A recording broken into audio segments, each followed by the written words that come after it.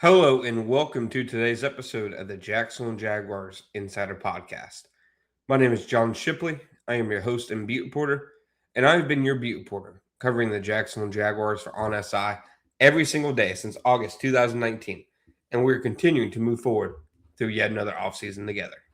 All right, folks, welcome to today's episode of the Jacksonville Jaguars Insider Podcast. My name is John Shipley, and today we are talking about the start of free agency. The legal tampering period begins noon on Monday, and the Jacksonville Jaguars have quite a few questions to answer. Now, there's been a good amount of rumors out there about the Jaguars in this free agency process. A big one was Jonathan Jones this week for CBS Sports on Sunday. He had a pretty substantial report on Jacksonville Jaguars star wide receiver Brian Thomas Jr. He, went on to say, quote, considering how the Jaguars offense flourished down the stretch, it would be a surprise if Jax dealt wide receiver Brian Thomas Jr. There's been speculation that they could move him, but the Jaguars valued the 2024 first rounder. Now, if you listen, to us in the last several weeks, that'd be exactly the tune that, we've been singing. I don't think the Jaguars should even pick up the phone about Brian Thomas Jr. for anything less than a one. And I'm not sure how many teams are trying to send a one. The Jaguars have no reason not to value Brian Thomas Jr. And I firmly believe that the Jaguars should look for ways to take swings this year. Max Crosby's no longer in the equation. Do you maybe call about Jalen Carter because the Eagles extended Jordan Davis, and it kind of feels like maybe they had to choose between the two, just considering how many contracts they have coming up, how many they've already paid. But I don't feel like the Jaguars, even in the context of making a blockbuster move, should include Brian Thomas Jr. in any of those. I know they're missing a first-round pick, but Brian Thomas Jr., he's just a special, unique talent. There's no denying he had a down year last season. I don't think anybody was enthralled with the season he had last year. Not him, not the Jaguars. Nobody involved. But I also think that he played better than people gave him credit for down the stretch. It's just the offense went away from funneling the ball to him, which it did over the second half of his rookie year and over the first half of 2025. He was still making plays on a per target basis and making an impact simply by having, his vertical speed on the field that had to be accounted for. But certainly, it wasn't the numbers that anybody else was really expecting. Now, with that said, you look at the Jaguars entering this offseason, this free agency period. We obviously know which players there are that are on expiring deals and very well could be on the move and land with new teams. Linebacker Devin Lloyd, we've talked about it quite a bit. Devin had a fantastic year for the Jaguars. You don't earn second team All-Pro without doing so. And it was a resurgent season. He was much improved against the run. He was improved in pass coverage. He recorded 5 interceptions. He made countless highlight reel plays for the Jaguars. Arguably was their most impactful defender, right up there with Josh Hines-Allen. His pick six of Patrick Mahomes and his plays against the San Francisco 49ers and his pick of Daniel Jones, these were all massive plays and massive wins for the Jaguars. And they don't get to 13-4 without him. He proved to be a perfect fit in their scheme. Anthony Campanile was able to get, the most out of him. But 75% of his career, 3 of his 4 seasons, have been more disappointing than anything else. He's obviously coming off the best year of his career. That will make him a premium price in free agency. Should the Jaguars pay that price? Now, I think there should be a price for them and Devin Lloyd where they should be interested in him coming back.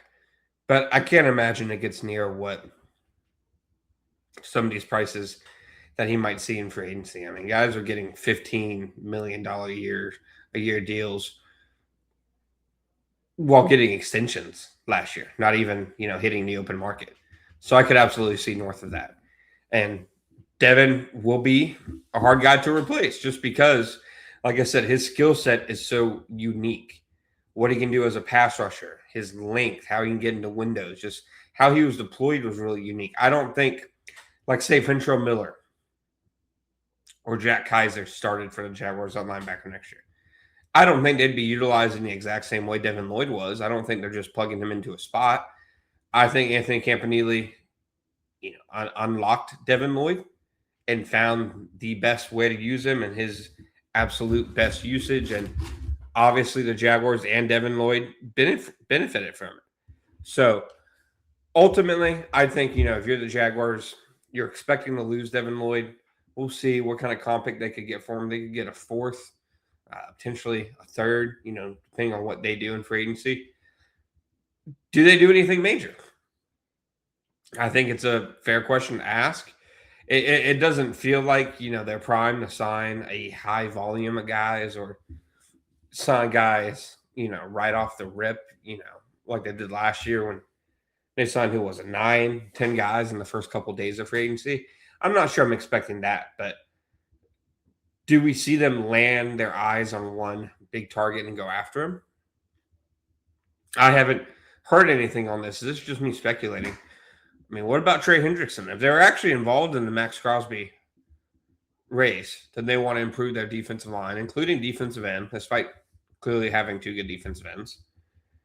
If you sign Hendrickson, you're essentially paying the same price tag as Baltimore's going to be paying Crosby these next couple of years, but you're not trading away any draft picks in doing so. I think that it would make a ton of sense for the Jaguars to consider that. He's made it clear that he wants to play in Florida, so I think something to absolutely consider. Travis Etienne in the running back position. Etienne's a guy who's going to get heavy interest elsewhere. It looked a lot like for a long time that the Kansas City Chiefs were going to be his main suitor. Now, a lot of buzz around the New Orleans Saints. It really is. And it makes sense. He's a Louisiana native. It could be his chance to go back home. But like all things, when it comes to these processes, it's going to depend on the price tag. So he's clearly, going to be able to see what those price tags look like. And it will be up to the Jaguars to determine if they want to, match anything or if they're willing to let Etienne, go and play for a new team. Obviously, it'd be a lot of production the Jaguars would have to replace, but as explosive as Etienne is, and as good of a season as he had last year, I won't say he didn't have a good season, but he's never been the most efficient player.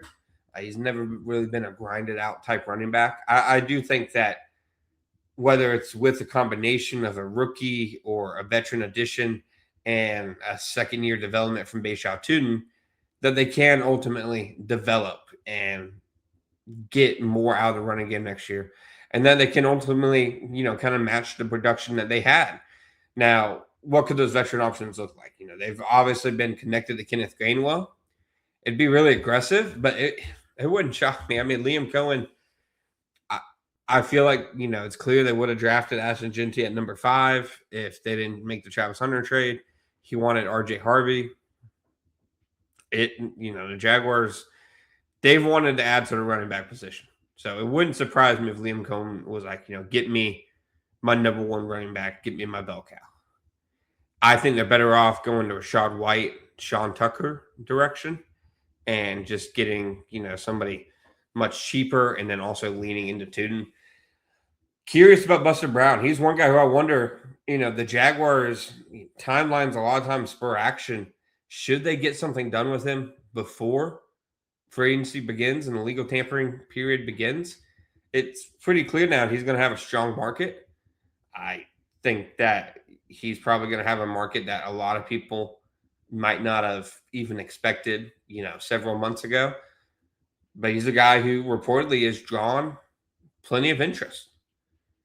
And he's a guy who I think the Jaguars can least afford to lose. I think you can stomach losing Devin Lloyd. I think you can replace Travis Etienne's production. But if you lose Monteric Brown, then you pretty quickly have to make a significant move at cornerback moving forward. That's all we have for you guys today. Thank you for listening. As always, we'll be back next time.